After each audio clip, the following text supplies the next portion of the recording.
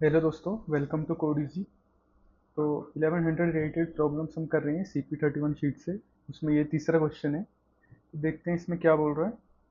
तो इसमें हमें दिया हुआ है एक एरे दे रखा है n पॉजिटिव इंटीजर्स का। तो ये ए है, इसमें A1 A2 करके an तक n पॉजिटिव इंटीजर्स दे रखे हैं। और हमें दे रखा है कि शुरू में हमारे पास एक स्कोर होगा, स्कोर वेरिएबल। और हमें क्या करना है, एक एक करके सारे इंटीजर्स जो हमें ए में दे रखे हैं उन पे विजिट करना है। और फिर क्या करना है, पहले हम शुरू करेंगे स्कोर की वैल्यू उस इंटीजर के बराबर कर देंगे पहले। तो जैसे मैं A1 पे हूँ तो मैंने स्कोर A1 कर दिया, और फिर मैं इस A1 को एरे से हटा दूंगा। अब मैं अगले इंडेक्स पे जाऊंगा और देखूंगा कि स्कोर की वैल्यू इस A2 से ग्रेटर देन इक्वल टू है, बड़ी या बराबर। तो अगर ये greater than equal to A2 है तो मैं क्या करूंगा कि स्कोर में A2 को ऐड कर लूंगा और A2 को एरे से हटा दूंगा। ऐसे ही करके मेरे को सारे एलिमेंट्स पे जाना है, और जहां जहां पे भी स्कोर की ये वैल्यू अगर उस एलिमेंट से बड़ी है तो मैं उस एलिमेंट को स्कोर में ऐड करके एरे से हटा दूंगा। अब मेरे को ये हर एलिमेंट के लिए ये जानना है कि मैं कितने एलिमेंट्स हटा सकता हूँ। जैसे कि ये एग्जांपल से समझते हैं। तो ये एग्जांपल दे रखा है 25 1 4 2। अब इसमें मैं 20 से शुरू करूंगा तो स्कोर मेरा 20 हो जाएगा, और 20 को मैं एरे से हटा दूंगा। उसके बाद फिर मैं 5 को हटा सकता हूँ। हाँ, मेरा स्कोर बड़ा है तो मैं 5 को हटा सकता हूँ, लेकिन उस हटाने से पहले मैं 5 की वैल्यू को स्कोर में ऐड कर लूँगा।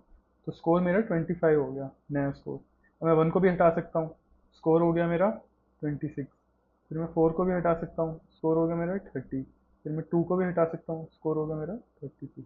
ऐसे करके हमने देखा कि शुरू में हमारा एरे था 25 1 4 2। तो मैंने जब 20 से शुरू किया तो मैं 5 को भी हटा पाया, 1 को भी, 4 को भी और 2 को भी।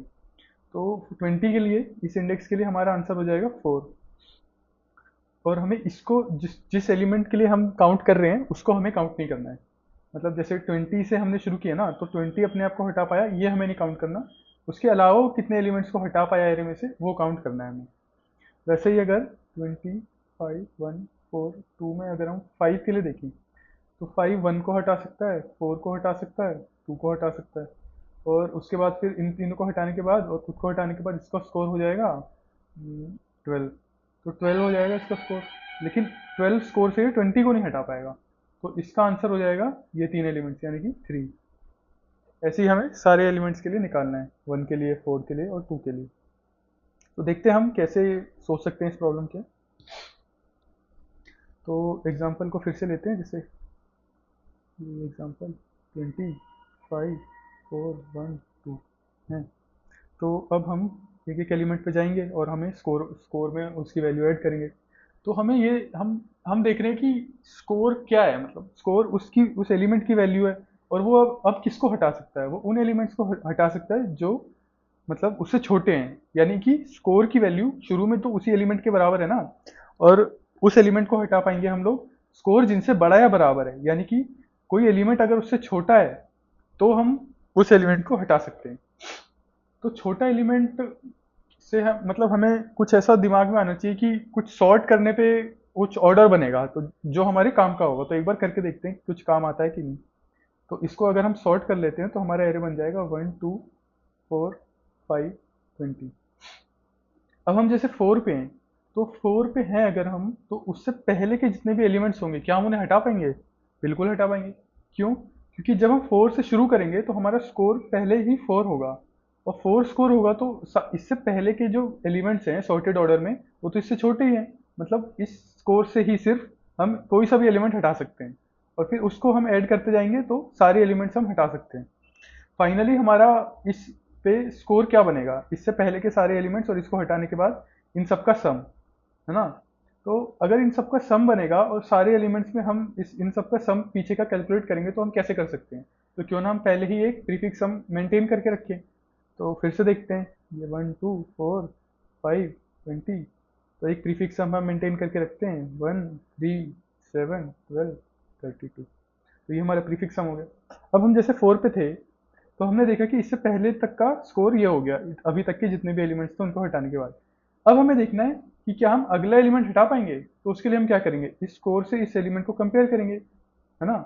अगर ये स्कोर ज्यादा है, जो कि है इस केस में, तो हम इस एलिमेंट को भी हटा पाएंगे और फिर स्कोर हमारा ये हो जाएगा, क्योंकि इसकी वैल्यू भी ऐड हो गई ना अब। तो अब हमारा ये नया स्कोर हो गया। अब हम ऐसे ही अगले एलिमेंट पे देखेंगे, क्या हम इसको हटा सकते हैं इस स्कोर के साथ? तो ये हमने देखा कि स्कोर, क्योंकि ये स्कोर है हमारा, ये इससे छोटा है, तो हम इसको नहीं हटा पाएंगे।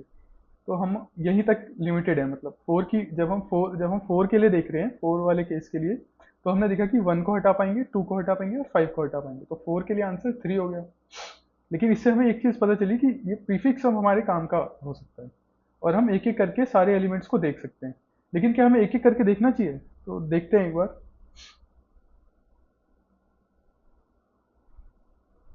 वही एग्जांपल ले लेते हैं, 1 2 4 5 20 और प्रीफिक्स में 1 3 7 12 32। तो जैसे हम यहाँ पे थे, अगर हम एक एक करके सारे एलिमेंट्स देखने लगे, तब तो हमारा क्या हो जाएगा, कॉम्प्लेक्सिटी क्या हो जाएगा, हर एन के लिए हम एन एलिमेंट्स देख रहे हैं तो एन स्क्वायर हो गया ना। कंस्टेंट्स में हमें क्या दे रखा है? कंस्टेंट्स में हमें दे रखा है 10⁵ तक जाएगी वैल्यू, 10⁵ तक, यानी कि 10⁻10 हो जाएगा हमारी कॉम्प्लेक्सिटी। तो ये तो टीएल ही दे देगा, ये तो सोल्यूशन नहीं कर पाएंगे हम। तो कुछ और देखते हैं।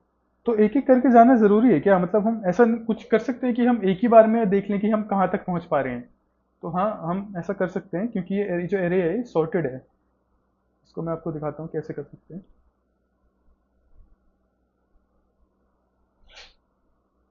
कुछ ऐसा हमें सोचना पड़ेगा कि एक सॉर्टेड एरे है और हमें एक वैल्यू जाननी है कहाँ तक जा रही है, ऐसा कुछ, ऐसे इससे हमें कुछ याद आता है, कुछ अपर बाउंड या लोअर बाउंड जैसा। तो देखते हैं अपर बाउंड यूज कर सकते हैं। तो अपर बाउंड अगर हम इस स्कोर पे लगाएं, मतलब इस एरे पे इस स्कोर को टारगेट मान के, तो उसका मतलब क्या है? उसका मतलब यही है ना कि ये स्कोर कहाँ तक पहुंच सकता है इस एरे में, मतलब कितने एलिमेंट से बड़ा है ये स्कोर, ये 7 कितने एलिमेंट से बड़ा है इस ये ए एरे में, यही बताएगा ना हमें अपर बाउंड। तो हम अपर बाउंड लगाएंगे तो हमें मिल जाएगी ये वैल्यू, ये वाला इंडेक्स मिल जाएगा। तो 1 2 3 4 5, अगर हम वन बेस्ड इंडेक्सिंग मान रहे हैं तो हमें 5 इंडेक्स मिल गया। और लेकिन हम 5 इंडेक्स मिल गया, मतलब यहाँ तक के एलिमेंट्स, 4 तक के एलिमेंट्स को हम हटा सकते हैं, क्योंकि अपर बाउंड हमें क्या बताता है, first element greater than the target. तो टारगेट ये 7 था हमारा, तो इससे पहला एलिमेंट जो इससे ग्रेटर है वो 20 है इस एरे में। इसलिए हमें अपर बाउंड यूज करके हम निकाल सकते हैं एक ही बार में। लेकिन क्या वो ही फाइनल होगा? मतलब जो पहली बार हमें मिला उसके बाद भी तो हम जा सकते हैं, क्योंकि अब तो हमारा नया स्कोर ये हो जाएगा ना। इसमें तो खैर और एलिमेंट्स नहीं है, लेकिन अगर जैसे हम नया एरे माने कोई 1 2 4 5 10 16 30 ऐसा मान लेते हैं, तो प्रीफिक्स में हो जाएगा 1 3 7 12 22 और ये 8 38 और ये 68 है। तो इस पे हमने अपर बाउंड लगाया तो हमें ये इंडेक्स मिला। लेकिन अब हम देख रहे हैं हमारा स्कोर तो 22 हो गया। तो 22 हो गया तो हम इसको भी हटा पाएंगे, तो हमें एक और बार अपर बाउंड लगाना पड़ेगा इस स्कोर पे। तो वो हमें 30 मिलेगा, क्योंकि अब वो हमें ये बता देगा कि एक एक करके ना जाने की बजाय वो डायरेक्ट बता देगा अब हम इस स्कोर से कहाँ तक पहुंच सकते हैं। तो हम 30 तक पहुंच सकते हैं। तो 30 तक पहुंच सकते हैं। अब हम देखेंगे कि क्या हम और आगे जा सकते हैं, यानी कि अब 68 है अब हमारा स्कोर।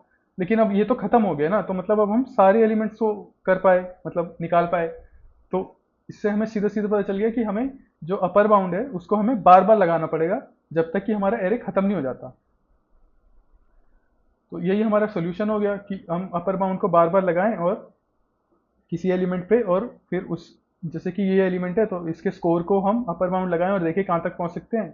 फिर उसके बाद एक और बार लगाएं, उसके बाद एक और बार लगाएं। तो ये हमारा लॉग में हमें बार बार निकाल के दे देगा कि हम कितना जा सकते हैं, और वो बहुत ज़्यादा कोई कॉम्प्लेक्सिटी नहीं होगी, वो लॉग में ही कुछ होगी। तो इसका एक बार कोड देख लेते हैं कैसे होगा, और फिर मैं आपको कोड समझाता हूँ। तो ये इसका कोड है।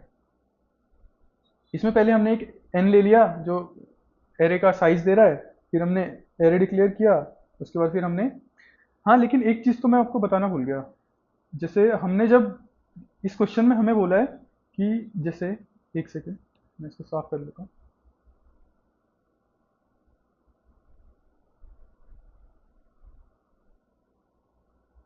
इस क्वेश्चन में हमें बोला है जैसे 25 1 4 2, ओरिजिनली हमें बोला था कि इस इंडेक्स का आंसर हमें यहाँ पे चाहिए, जैसे कि 20 कितने एलिमेंट्स को हटा सकता है। लेकिन हमने तो इसको सॉर्ट कर दिया था ना, तो सॉर्ट कर दिया तो इंडेक्सिंग तो बिगड़ गई।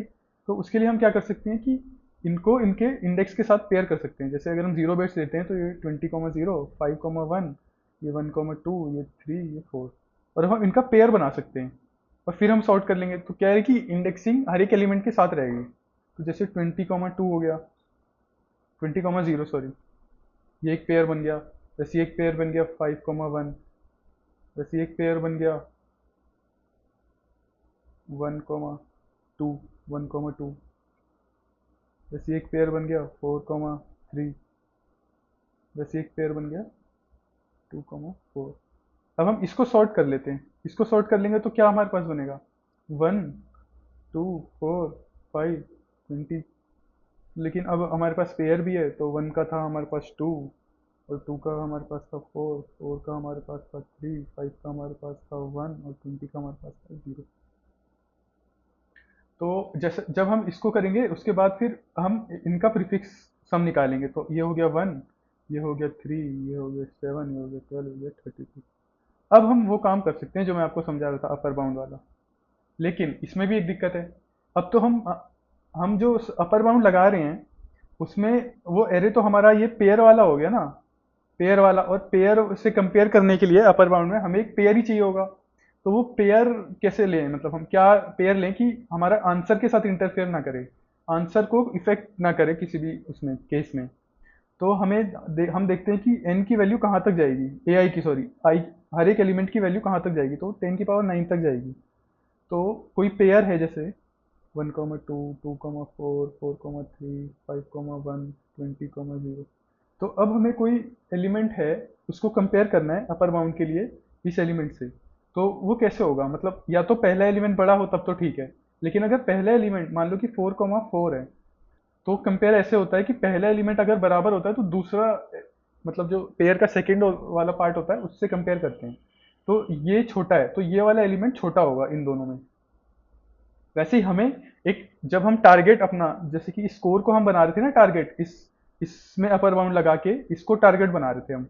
तो अब हमें क्या करना पड़ेगा, इसके साथ एक और पेयर बनाने के लिए एक और वैल्यू यहाँ पे देनी पड़ेगी।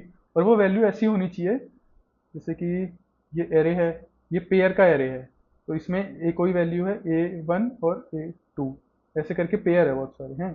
तो अब हमें कोई टारगेट बनाना है तो वो भी पेयर होना चाहिए। तो पहली वैल्यू तो हमारा ये हो जाएगा, ये हमारा जो मतलब स्कोर है, जो कि प्रीफिक्स सम से हम निकाल रहे हैं। और दूसरी वैल्यू हमारी क्या होगी, वो हम देखते हैं कि हम इंट मैक्स को ले सकते हैं।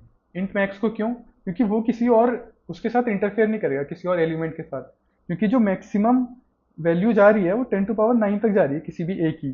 तो जैसे कि कोई ए है, कोई पेयर है ए, उसकी वैल्यू है 1000 है। और दूसरा हैगा, मान लो कि कोई इंडेक्स पे आ रहा है, वो 100 इंडेक्स पे आ रहा है। और हमारा जो स्कोर है वो, मतलब जो टारगेट है, टारगेट यानी कि स्कोर, अब वो एक पेयर हो चुका है। और मान लीजिए कि वो भी 1000 है। और हमारे जो सेकंड में, जैसा कि मैंने आपको बताया, इंट मैक्स है।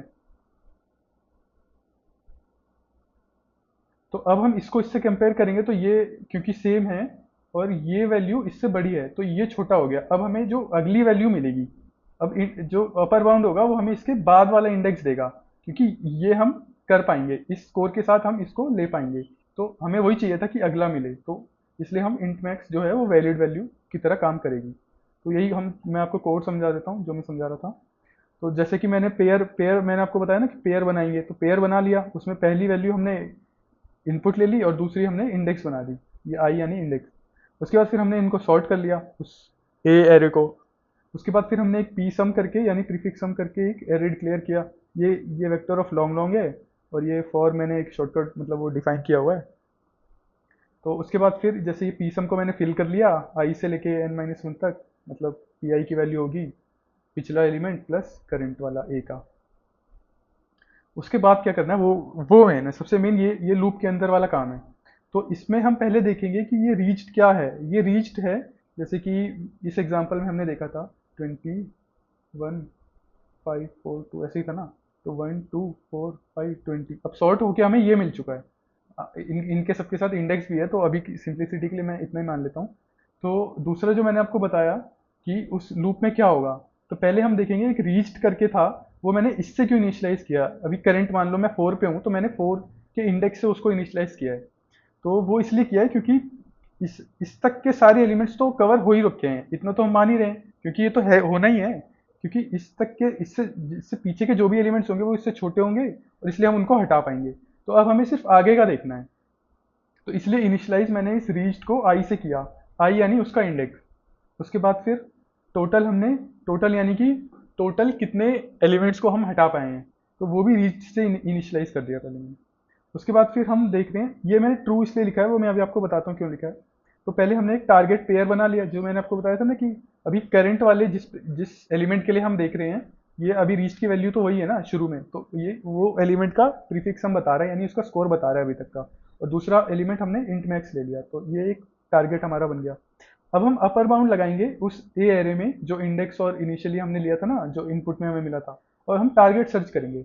उसके बाद फिर हम उसमें से ए डॉट बिगिन माइनस करेंगे ताकि हमें इंडेक्स मिले। और ये -1 हम इसलिए कर रहे हैं क्योंकि हमें वो ओरिजिनल जिस एलिमेंट के लिए हम देख रहे हैं वो एलिमेंट हमें अभी कंसिडर नहीं करना है, उसके अलावा हम कितने एलिमेंट्स को रिमूव कर सकते हैं वो कंसिडर करना है, इसलिए हमने -1 किया। तो अब हमें न्यू रीच्ड एक इंडेक्स मिल गया है, जैसे ये 1 2 4 5 20 है। तो जैसे मैंने अपर बाउंड लगाया तो मेरे को ये इंडेक्स मिल गया 1 2 3 4 5 मिल गया। तो ये रीच्ड की न्यू रीच्ड की वैल्यू 5 हो गई। अब मैं देख रहा हूँ कि न्यू रीच्ड की वैल्यू रीच्ड के बराबर है क्या, मतलब जैसे यहाँ पे था और मैं अगला एलिमेंट को भी नहीं ले पाया, अगले एलिमेंट को मैं नहीं ले पाया क्योंकि अगर स्कोर छोटा होगा तो मैं अगले को नहीं ले पाऊंगा, और मैं इसी पे रह जाऊंगा। अगर मैं इसी पे रह गया और अगले तक नहीं, मतलब मैं बढ़ ही नहीं सकता आगे, क्योंकि अब ये स्कोर उससे छोटा हो गया, तभी ये इसी पे रह गया ना।